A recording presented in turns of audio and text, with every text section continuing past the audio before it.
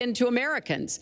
That is just unacceptable. It's one of the reasons why 50 national security officials who served in Republican administration have said that Donald is unfit to be the commander-in-chief. It's comments like that that really worry people who understand the threats that we face. Mr. Trump, you have 2 minutes in the same question. Who's behind it and how do we find it? I do want to say that I was just endorsed, and more are coming next week. It'll be over 200 admirals, many of them are here, admirals and generals endorsed me to lead this country. That just happened, and many more are coming, and I'm very proud of it. In addition, I was just endorsed by ICE. They've never endorsed anybody before on immigration. I was just endorsed by ICE. I was just recently endorsed 16,500 Border Patrol agents. So when Secretary Clinton talks about this, I mean, I'll take the admirals and I'll take the generals any day over the political hacks that I see that have led our country so brilliantly over the last 10 years with their knowledge, okay? Because look at the mess that we're in. Look at the mess that we're in. As far as the cyber, I agree to parts of what Secretary Clinton said. We should be better than anybody else, and perhaps we're not. I don't think anybody knows it was Russia that broke into the DNC. She's saying Russia, Russia, Russia, but maybe it was. I mean, it could be Russia, but it could also be China. It could also be lots of other people. It also could be somebody sitting on their bed that weighs 400 pounds, okay? You don't know who broke in to DNC, but what did we learn with DNC? We learned that Bernie Sanders was taken advantage of by your people, by Debbie Wasserman Schultz. Look what happened to her. But Bernie Sanders was taken advantage of. That's what we learned. Now, whether that was Russia, whether that was China, whether it was another country, we don't know. Because the truth is, under President Obama, we've lost control of things that we used to have control over. We came in with the internet, we came up with the internet, and I think Secretary Clinton and myself would agree very much. When you look at what ISIS is doing with the internet, they're beating us at our own game, ISIS. So we have to get very, very tough on cyber and cyber warfare. It is a huge problem. I have a son, he's 10 years old. He has computers. He is so good with these computers, it's unbelievable. The security aspect of cyber is very, very tough, and maybe it's hardly doable. But I will say we are not doing the job we should be doing. But that's true throughout our whole governmental society. We have so many things that we have to do better, Lester, and certainly cyber is one of them. Secretary Clinton? Well, I think there are a number of issues that we should be addressing.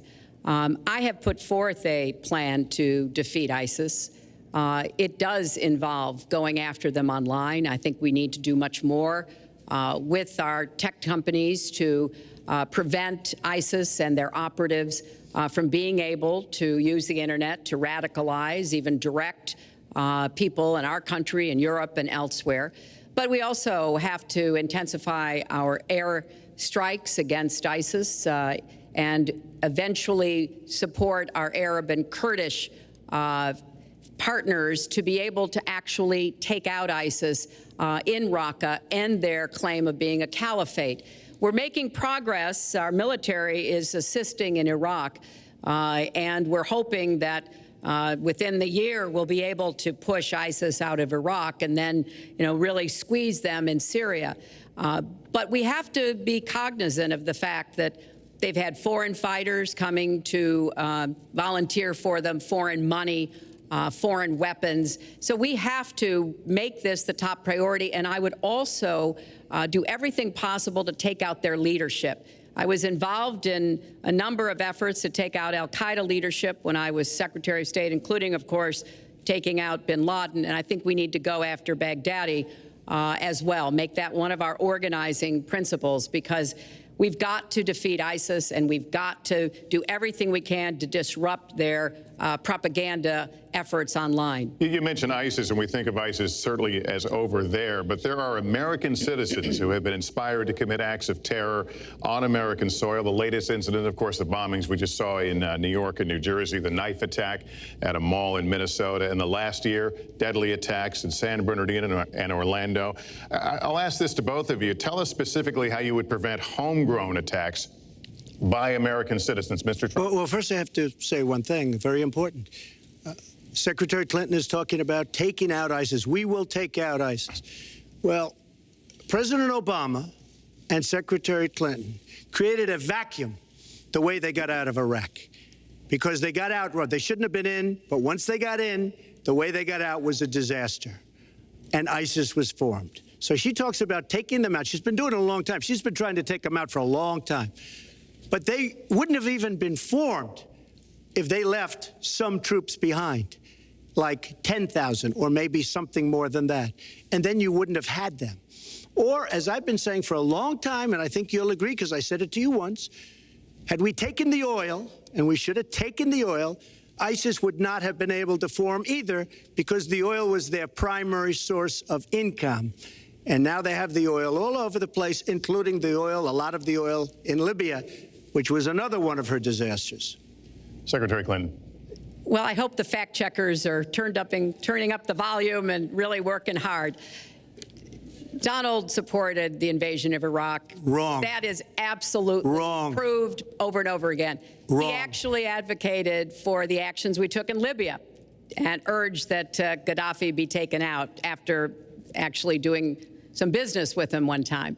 But the larger point, he says this constantly, is George W. Bush made the agreement about when American troops would leave Iraq, not Barack Obama. And the only way that American troops could have stayed in Iraq is to get an agreement from the then Iraqi government that would have protected our troops. And the Iraqi government would not give that. But let's talk about the question you asked, Lester. The question you asked is, what do we do here in the United States? That's the most important part of this. How do we prevent attacks? How do we protect our people? And I think we've got to have an intelligence surge where we are looking for every scrap of information. I was so proud of law enforcement in New York, in Minnesota, in New Jersey. You know, they responded so quickly, so professionally to the attacks that occurred by Rahami, and they brought him down. And we may find out more information because he is still alive, which may prove to be an intelligence benefit. So we've got to do everything we can to vacuum up intelligence from Europe, from the Middle East. That means we've got to work more closely with our allies. And that's something that Donald has been very dismissive of. We're working with NATO, the longest military alliance in the history of the world, to really turn our attention to terrorism. We're working with our friends in the Middle East, many of which, as you know, are Muslim-majority nations. Donald has consistently insulted Muslims abroad, Muslims at home, when we need to be cooperating with Muslim nations and with the American Muslim community. They're on the front lines. They can provide information to us that we might not get anywhere else. They need to have close working cooperation with law enforcement in these communities, not be alienated and pushed away, as some of Donald's rhetoric, unfortunately, has led to. Mr. Well, I'd have to respond. Please respond. The Secretary said very strongly about working with. We've been working with them for many years. And we have the greatest mess anyone's ever seen. You look at the Middle East, it's a total mess, under your direction to a large extent. But you look at the Middle East, you started the Iran deal. That's another beauty, where you have a country that was ready to fall. I mean, they were doing so badly. They were choking on the sanctions, and now they're going to be actually probably a major power at some point pretty soon, the way they're going. But when you look at NATO, I was asked on a major show, what do you think of NATO? And you have to understand, I'm a business person. I did really well, but I have common sense. And I said, well, I'll tell you, I haven't given lots of thought to NATO, but two things. Number one, the 28 countries of NATO, many of them aren't paying their fair share. Number two, and that bothers me because we should be, as we're defending them, and they should at least be paying us what they're supposed to be paying by treaty and contract. And number two, I said, and very strongly, NATO could be obsolete because, and I was very strong on this, and it was actually covered very accurately in the New York Times, which is unusual for the New York Times, to be honest. But I said they do not focus on terror. And I was very strong, and I said it numerous times. And about 4 months ago, I read on the front page of the Wall Street Journal that NATO is opening up a major terror division. And I think that's great. And I think we should get, because we pay approximately 73% of the cost of NATO. It's a lot of money to protect other people. But I'm all for NATO. But I said they have to focus on terror also. And they're going to do that. And that was, believe me, I'm sure I'm not going to get credit for it, but that was largely because of what I was saying and my criticism of NATO. I think we have to get NATO to go into the Middle East with us, in addition to surrounding nations, and we have to knock the hell out of ISIS, and we have to do it fast. When ISIS formed in this vacuum created by Barack Obama and Secretary Clinton, and believe me, you were the ones that took out the troops. Not only that, you named the day. They couldn't believe it. They sat back probably and said, I can't believe it. They said, no, wait a minute. We've covered when they formed, this is something that never should have happened. It should have never happened. Now, you're talking about taking out ISIS, but you were there and you were Secretary of State when it was a little infant. Now it's in over 30 countries.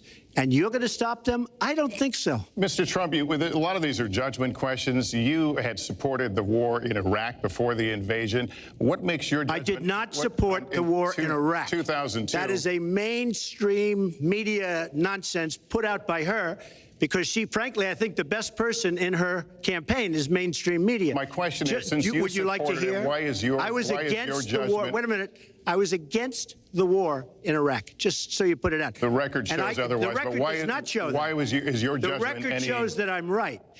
When I did an interview with Howard Stern, very lightly, first time anyone's asked me that, I said, very lightly, I don't know, maybe, who knows, essentially. I then did an interview with Neil Cavuto. We talked about the economy is more important. I then spoke to Sean Hannity, which everybody refuses to call Sean Hannity. I had numerous conversations with Sean Hannity at Fox, and Sean Hannity said, and he called me the other day, and I spoke to him about it. He said, you were totally against the war, because he was for the war. Why is your judgment better than... And that was before the war started. Sean Hannity said very strongly to me and other people, he's willing to say, but nobody wants to call him, I was against the war. He said, you used to have fights with me because Sean was in favor of the war. And I understand that side also, not very much, because we should have never been there. But nobody called Sean Hannity. And then they did an article in a major magazine shortly after the war started, I think in '04, but they did an article which had me totally against the war in Iraq. And one of your compatriots said, you know, whether it was before or right after, Trump was definitely, because if you read this article, there's no doubt. But if somebody, and I'll ask the press, if somebody would call up Sean Hannity, this was before the war started, he and I used to have arguments about the war. I said it's a terrible and a stupid thing. It's going to destabilize the Middle East, and that's exactly what it's done. It's been a disaster. My reference was to what you had said in 2002, and my question was, why is your judgment any different than Mrs. Clinton? Well, I have much better judgment than she does. There's no question about that. I also have a much better temperament than she has. You know, I have a much better. She spent, let me tell you, she spent hundreds of millions of dollars on an advertising. You know, they get Madison Avenue into a room, they put names. Oh, temperament, let's go after. I think my strongest asset, maybe by far, is my temperament. I have a winning temperament. I know how to win. She does not know how to win. Clinton. Wait, the AFL-CIO the other day, behind the blue screen, I don't know who you were talking to, Secretary Clinton, but you were totally out of control. I said, there's a person with a temperament that's got a problem. Secretary Clinton. Woo, okay. Let's talk about two important issues that were briefly mentioned by Donald. First, NATO. You know, NATO as a military alliance has something called Article 5, and basically it says this: an attack on one is an attack on all. And do you know the only time it's ever been invoked? After 9/11, when the 28 nations of NATO said that they would go to Afghanistan with us to fight terrorism, something that they still are doing by our side. With respect to Iran, when I became Secretary of State, Iran was weeks away from having enough nuclear material to form a bomb. They had mastered the nuclear fuel cycle under the Bush administration. They had built covert facilities. They had stocked them with centrifuges that were whirling away. And we had sanctioned them. I voted for every sanction against Iran when I was in the Senate, but it wasn't enough. So I spent a year and a half putting together a coalition that included Russia and China to impose the toughest sanctions on Iran. And we did drive them to the negotiating table. And my successor, John Kerry, and President Obama got a deal that put a lid on Iran's nuclear program without firing a single shot. That's diplomacy. That's coalition building. That's working with other nations. The other day, I saw Donald saying that there were some Iranian sailors on a ship in the waters off of Iran, and they were taunting American sailors who were on a nearby ship. He said, you know, if they taunted our sailors, I'd blow them out of the water and start another war. That's not good judgment. That is not the right temperament to be commander-in-chief, to be taunted. And the worst part of what we've heard Donald say has been about nuclear weapons. He has said repeatedly that he didn't care if other nations got nuclear weapons, Japan, South Korea, even Saudi Arabia.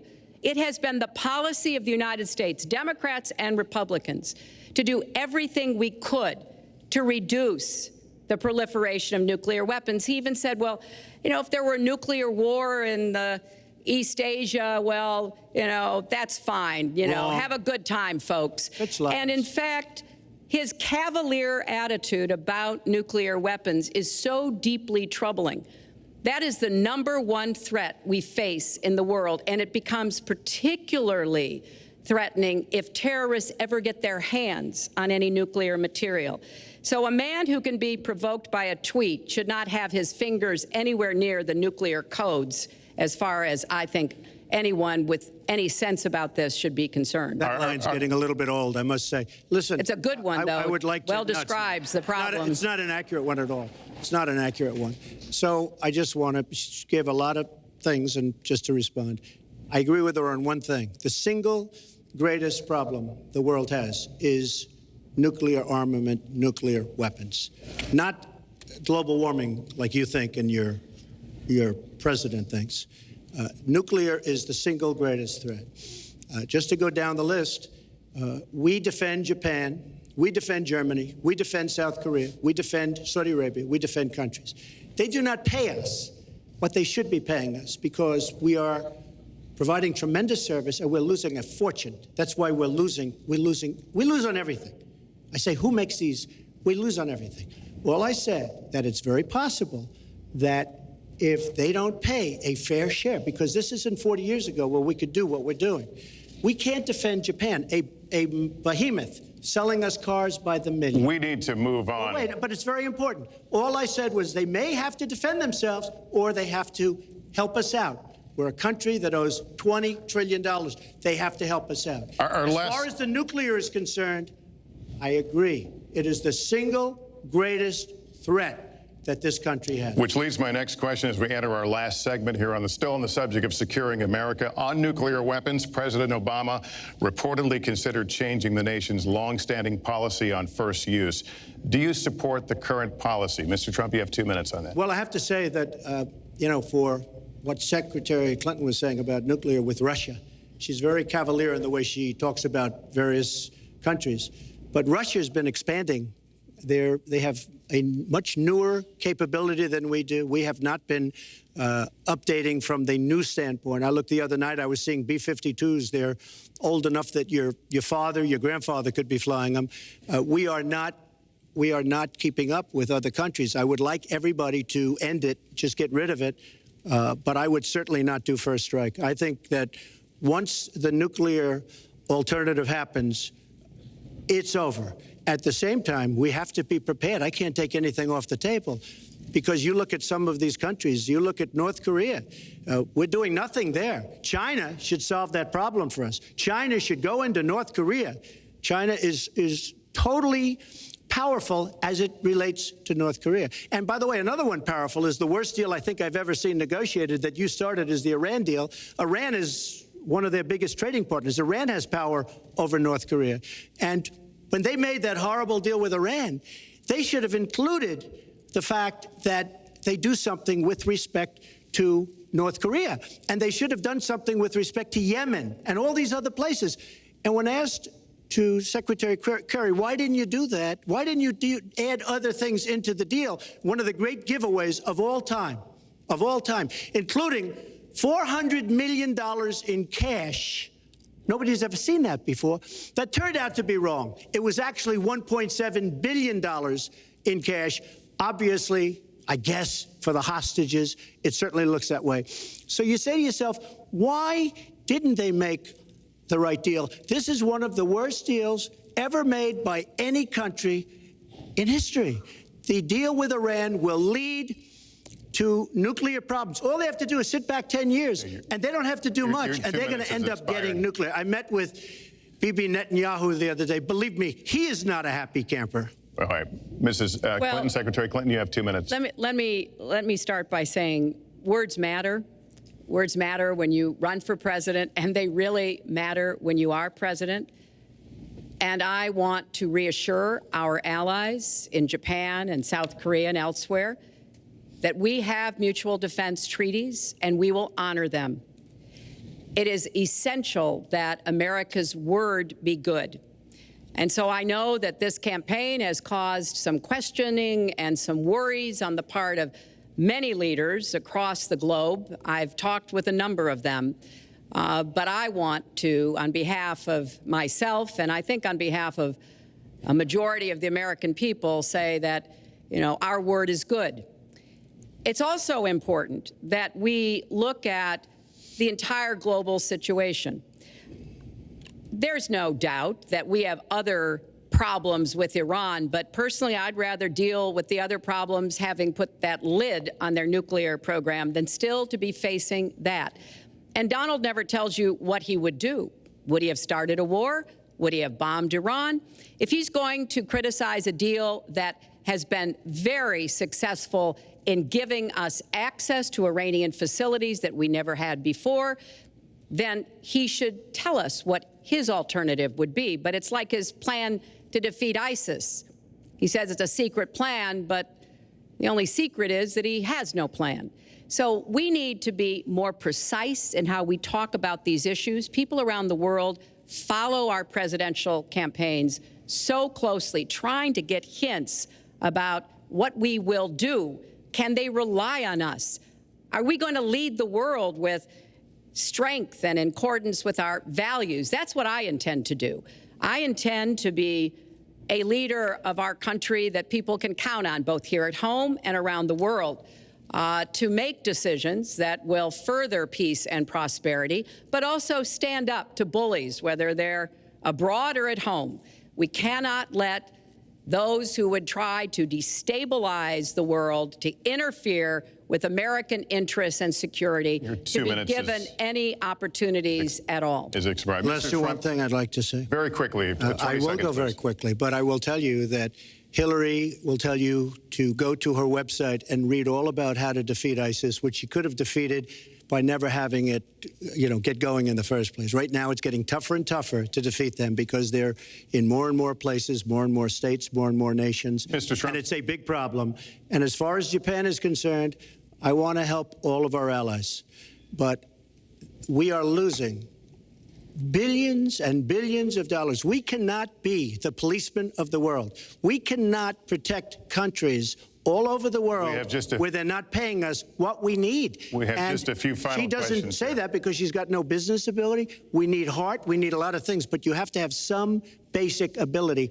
And sadly, she doesn't have that. All of the things that she's talking about could have been taken care of during the last 10 years, let's say, while she had great power. But they weren't taken care of. And if she ever wins this race, they won't be taken care of. Mr. Trump, this year, Secretary Clinton became the first woman nominated for president by a major party. Earlier this month, you said she doesn't have, quote, a presidential look. She's standing here right now. What did you mean by that? She doesn't have the look. She doesn't have the stamina. I said she doesn't have the stamina. And I don't believe she does have the stamina. To be president of this country, You need tremendous stamina. The quote was, You I just don't think she has wait a minute, unless you asked me a question. Did you ask me a question? You have to be able to negotiate our trade deals. You have to be able to negotiate, that's right, with Japan, with Saudi Arabia. I mean, can you imagine we're defending Saudi Arabia, and with all of the money they have, we're defending them and they're not paying? All you have to do is speak to them. Wait, you have so many different things you have to be able to do, and I don't believe that Hillary has the stamina. Let's let her respond. Well, as soon as he travels to 112 countries and negotiates a peace deal, a ceasefire, a release of dissidents, an opening of new opportunities in nations around the world, or even spends 11 hours testifying in front of a congressional committee, he can talk to me about stamina. The world, let me tell you, Hillary has experience, but it's bad experience. We have made so many bad deals during the last, so she's got experience, that I agree, but it's bad experience. Whether it's the Iran deal that you're so in love with, where we gave them $150 billion back, whether it's the Iran deal, whether it's anything you can name, you almost can't name a good deal. I agree. She's got experience, but it's bad experience. And this country can't afford to have another 4 years of that kind of experience. We are at the final question. One thing, very Lester, quickly, is, we're at the final question he tried to switch from looks to stamina. But this is a man who has called women pigs, slobs, and dogs, and someone who has said pregnancy is an inconvenience to employers, who has said women don't deserve equal pay unless they do as good a job as men. And one of the worst things he said was about a woman in a beauty contest. He loves beauty contests, supporting them and hanging around them.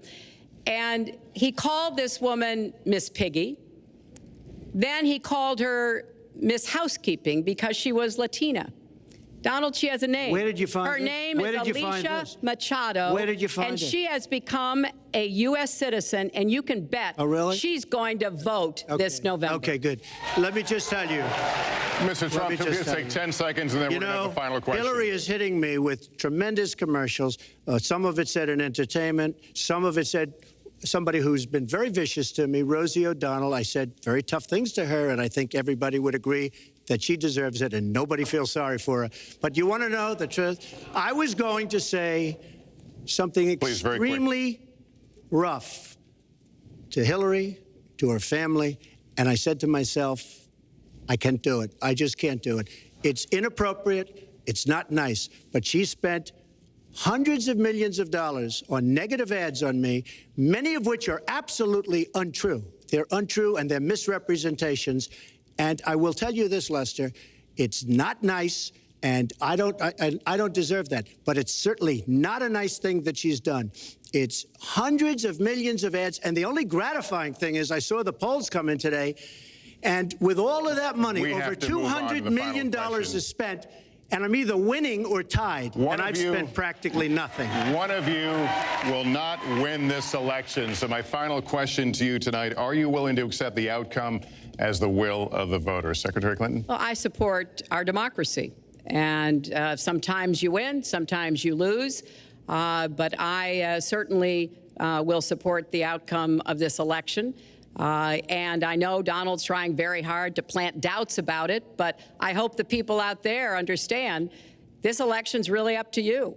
It's not about us so much as it is about you and your families and the kind of country and future you want. So I sure hope you will get out and vote as though your future depended on it, because I think it does. Mr. Trump, very quickly, the same question. Will you accept the outcome as the will of the voters? I want to make America great again. We are a nation that is seriously troubled.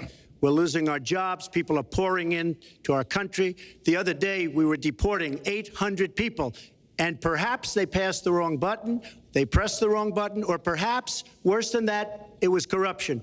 But these people that we were going to deport for good reason ended up becoming citizens. And it was 800, and now it turns out it might be 1,800, and they don't even know. Will you accept Look, the outcome here's of the the story. election? I want to make America great again. I'm going to be able to do it. I don't believe Hillary will. The answer is, if she wins, I will absolutely support her. All right. Well, that is going to do it for us. That concludes our debate for this evening. A spirited one. We covered a lot of ground, not everything, as I suspected we would. The next presidential debates are scheduled for October 9th at Washington University in St. Louis and October 19th at the University of Nevada, Las Vegas. The conversation will continue. A reminder, the vice presidential debate is scheduled for October 4th at Longwood University in Farmville, Virginia. My thanks to Hillary Clinton and to Donald Trump and to Hofstra University for hosting us tonight. Good night, everyone. As anticipated, a highly contentious debate between Donald Trump and Hillary Clinton, clearly living up to the billing, at times very, very contentious, full of interruptions on some of the most important issues, and it got pretty personal very, very quickly, and especially at the end, you heard that exchange. Jake Tapper, your thoughts? I thought that Let me say the nice things first. I thought that Donald Trump, at the beginning of the debate, when he stuck with his broad themes, that politicians have gotten us into the place we're in, that the trade deals are bad, that we're losing here, we're losing there, and why would you trust somebody who's been there for 30 years? I thought that those first 20 minutes, half an hour of the debate, he was really doing well.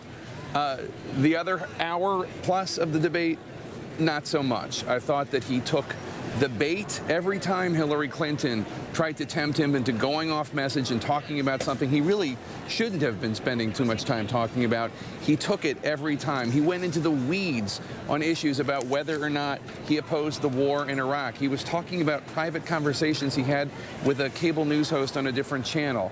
There were so many different things when he took the bait, and I thought her last hour was very strong. Yeah, Dana, what about you? What were your reactions? Did these two candidates achieve what they had hoped?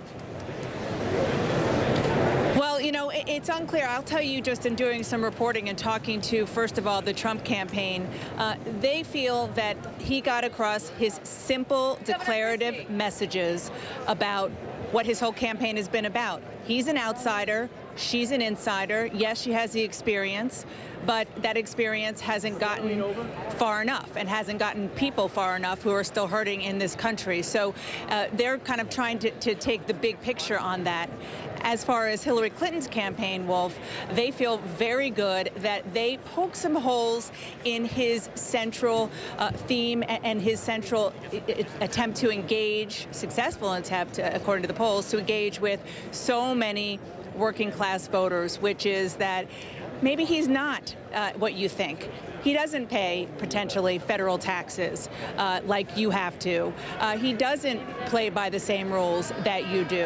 And, of course, the birther issue, they feel that they really got him on without a real explanation for why he all of a sudden, after 5 years since the president has released his birth certificate, suddenly says, okay, fine, he was born in the United States. Didn't really give a real answer on that.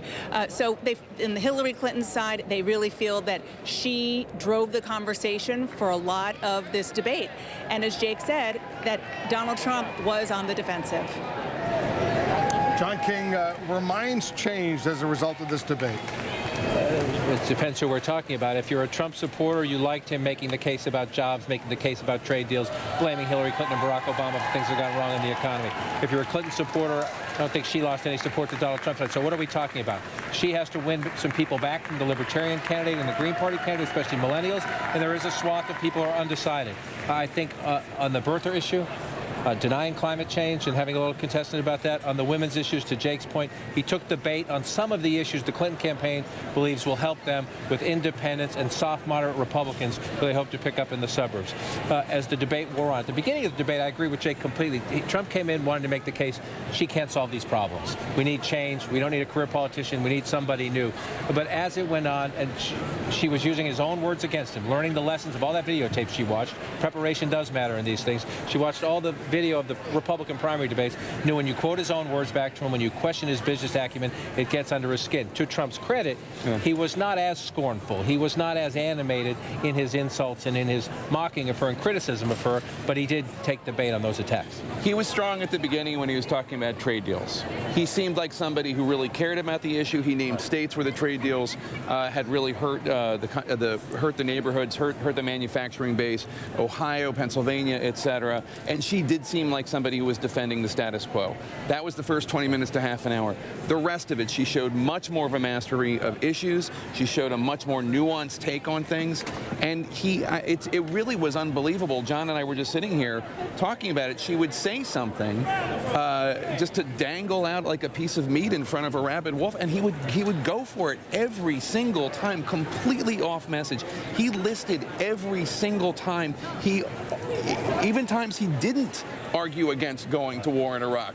He did a Neil Cavuto interview, then he did this, then he did that, then there was an article in 2000. Why are you doing this? Well, this has been a trademark issue in the campaign on the issues he can't answer. There is no record of him opposing the Iraq war before the invasion. He continued to stand up there tonight and tell Lester Holt he was lying. Lester Holt was not lying. There is no record of Donald Trump beforehand. But he provided no contrary facts. Right. None, not one. He at times throughout this campaign and tonight has had a casual relationship with the truth. And I think when we get into the printed fact checks and the research fact checks and our own reality check team, which I know is busy at work right now, in terms of the statements that were clearly whoppers, there will be more on his list than hers, without a doubt. Yeah, there was some substantive discussions on important issues, but she clearly managed to get under his skin, and he reacted as Donald Trump would react. He could have talked more about the email scandal than about his own taxes.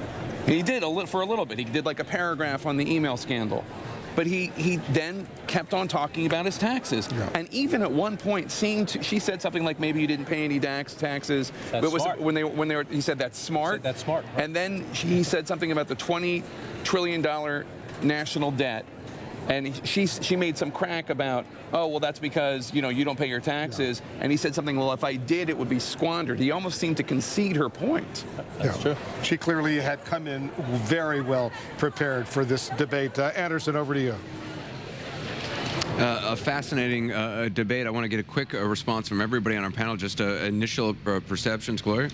I think I agree with Jake that at the beginning of the debate, when Donald Trump was on trade, he was on terra firma. Then I think he totally lost control of the debate, and I think Hillary Clinton controlled the debate on taxes, on the question of birther, on the Iraq war, and at the very end, this question of stamina. When these charges of misogyny were raised against him, he started just attacking Rosie O'Donnell, which was the first time she's ever been mentioned in a presidential But, I mean, many of the themes that he talked about were things he has brought up in pretty much every debate he's ever been in. Or if you've seen his stump speech.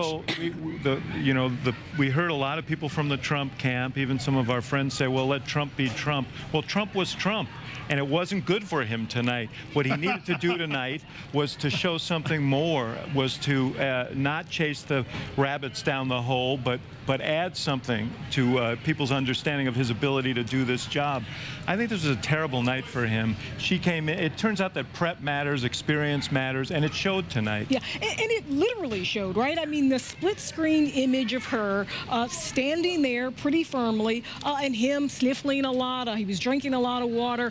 His facial expressions. It was clear, I thought, early on that he was rattled, and it showed. And there were times when she was just happy to let him go deep, 4 or 5 layers deep into birtherism, go 4 or 5 layers deep into his taxes, and just sit there and let it flow, because he was just digging a hole. I mean, in this debate, there were times I wondered if she was making the calculation: do I jump in or do I just let this go? And it seems like she was just let it go. First rule of home. He wore on his sleeve before the debate his lack of preparation, and it caught up with him tonight. And I think that, to David's point, there were some easily managed answers that he blew as a result. One that stands out in my mind is he was asked about the 1973 charges of discrimination in housing, and his reply was to say, I voluntarily settled that suit. Well, the first thing he should have said is, we never discriminated against anyone. Right. And I voluntarily settled that case. And in fact, what he also said was plenty of other people were sued as well. There were a lot of real estate companies that were part of the lawsuit. And one other, if I might. When you get asked a question, I'm all for law enforcement. But law enforcement is not the answer to a question, how are you going to improve race relations? The first thing you say is not stop and frisk. And law enforcement, you talk about the need to build bridges. There were two devastating moments, though, and I think they have to be noted. One was the birther discussion, which was an absolute disaster, ending with him after side discussions about Patty Solis Doyle and Sidney Blumenthal. He ends up excoriating Hillary Clinton for not being kind enough to Barack Obama, who's her chief supporter and made her Secretary of State. Well, let's play this part of this exchange on birtherism, because we do have Patty Solis Doyle here, who Donald Trump himself mentioned in a CNN interview. Let's play the exchange. You just simple to say. Sidney Blumenthal works for the campaign and very close friend of Secretary Clinton, and her campaign manager, Patty Doyle, went to, during the campaign, her campaign against President Obama, fought very hard, and you can go look it up and you can check it out, and if you look at CNN this past week, Patty Solis Doyle was on Wolf Blitzer saying that this happened. Blumenthal sent McClatchy, highly respected reporter at McClatchy, to Kenya to find out about it. They were pressing it very hard. She failed to get the birth certificate. When I got involved, I didn't fail. I got him to give the birth certificate. Just listen to what you heard. And clearly, as Donald just admitted, he knew he was going to stand on this debate stage and Lester Holt was going to be asking us questions. So he tried to put the whole racist birther lie to bed. But it can't be dismissed that easily. He has really started his political activity based on this racist lie that our first black president was not an American citizen. I feel like Woody Allen and Annie Hall, where he's on the line and saying, well, I happen to have Marshall McLuhan right here. I happen to have Patty Solis Doyle right here. Is that what you said on CNN? No, it is absurd. It is absurd what Donald Trump just said. I never sent anyone to Kenya to look for his birth certificate. What you had said, because I just looked at the transcript, was that there was a staffer, you weren't sure if she was paid or not, perhaps a volunteer. Here's what happened. Okay. There was a volunteer in Iowa in late '07 who forwarded an email. Volunteer on the Clinton campaign. On the Clinton campaign, who forwarded an email about Obama's heritage, saying that he was a Muslim. We found out about it. I fired him. I called David Plouffe, not you, David, but David Plouffe, and apologized because that's David Plouffe not from the Obama campaign. Correct, his Obama's campaign manager, because we didn't want to run that kind of campaign. That's called shutting it down, ladies and gentlemen. That's not called trafficking in or promoting it or perpetuating it. That's called shutting it down. There was an allegation by someone from McClatchy that Sidney Blumenthal had kind of promoted this story to someone from McClatchy. McClatchy sent somebody. Sidney, it's my understanding, denied that. And Sidney never worked for our campaign. So, Van, what did you think of tonight? And then we'll go to the Trump supporters. Well, first of all, let's not get too excited. We have sat on many, many nights and said Donald Trump has destroyed himself. Donald Trump is done. And like Jason, he comes back again. So, but I will say this. The momentum was all in Donald Trump's direction. And I think Hillary Clinton inarguably stopped the momentum tonight. And I think that you said earlier, Nia, you nailed it, that there need to be some go get them girl moments. I got to jump in. Dana Bash, let's go get them girl moments. Dana. And my question for you is, first of all, it sounds like you admitted that you hadn't paid federal taxes and that was smart. Is that what you meant to say? No, I didn't say that at all. I mean, if they say I didn't, I mean, it doesn't matter. I will say this. I hate the way our government spends our taxes because they are wasting our money.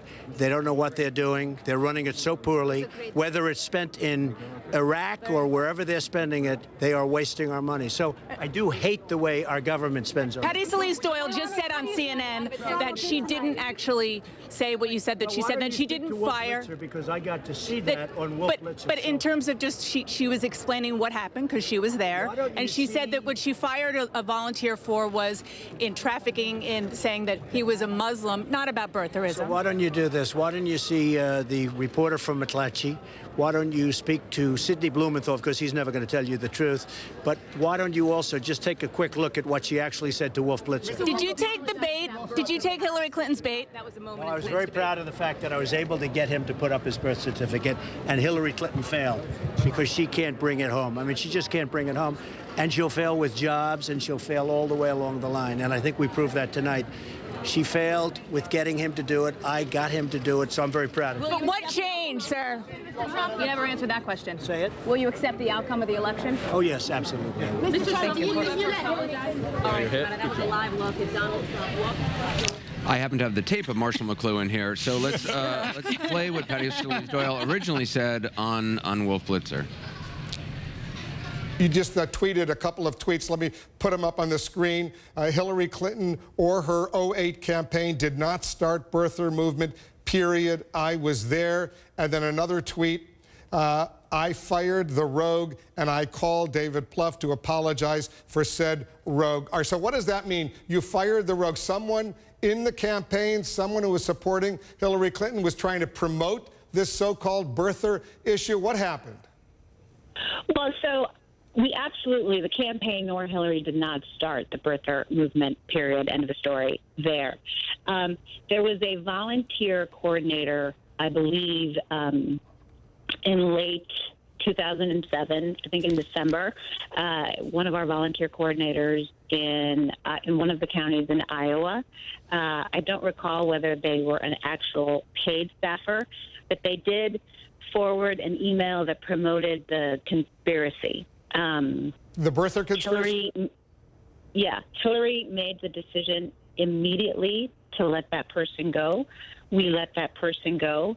And it was so, beyond the pale, Wolf, and, so not worthy of the kind of campaign that certainly Hillary wanted to run, or that we as a staff wanted to run, that I called David Plouffe, who was obviously managing Barack Obama's campaign in 2007, to apologize and basically say that this was not coming from us. It was a rogue volunteer coordinator, and this was not the kind of campaign we wanted to run. And David very graciously accepted my apology. So that's the what Donald Trump was originally referring to. Anything more on this? Because again, he brought up Sidney Blumenthal. Your response to that is?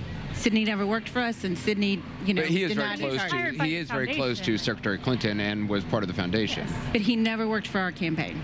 But his larger point is this: the idea of President Obama somehow being an other originated with Hillary Clinton's campaign. In fact, it was called the sleaziest moment of the campaign by a New York Times columnist when Hillary Clinton went on air and said Barack Obama is not a Muslim as far as I know. When Hillary Clinton's campaign circulated a picture of Barack Obama in native headdress, it was called by Barack Obama dirty trick. So this idea that it started with the campaign is true. Haley, and I agree with Donald Trump when he said let's move on and talk about ISIS and talk about jobs, because it does a disservice to the American people to linger He on wants this. to continue to talk about it. He doesn't. David, you were well on. Again, I feel like I have to bear personal witness to this. I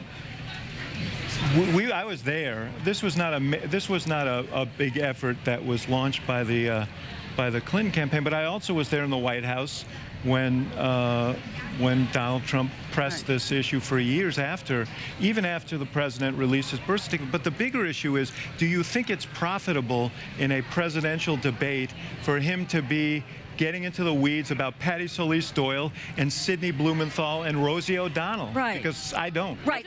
Let Kayleigh respond. I think he wants to move on from these issues. He said at the end, let's talk about ISIS, let's talk about jobs. But let's back up here. And what we saw tonight was a real person acting reacting viscerally about things that happen. And what you saw on the other side was a scripted politician who, instead of being out on the campaign trail for 2 weeks shaking hands and talking to voters, was calculating her every single word we saw tonight. And I think Donald Trump on any level resonates with the average American people. There are 320 million real people in America, but one of these who would people all is do going to be better than our president of the politicians, United who would States. all do better than our all talk, no action, sounds good, doesn't work. Let me just ask a question, though.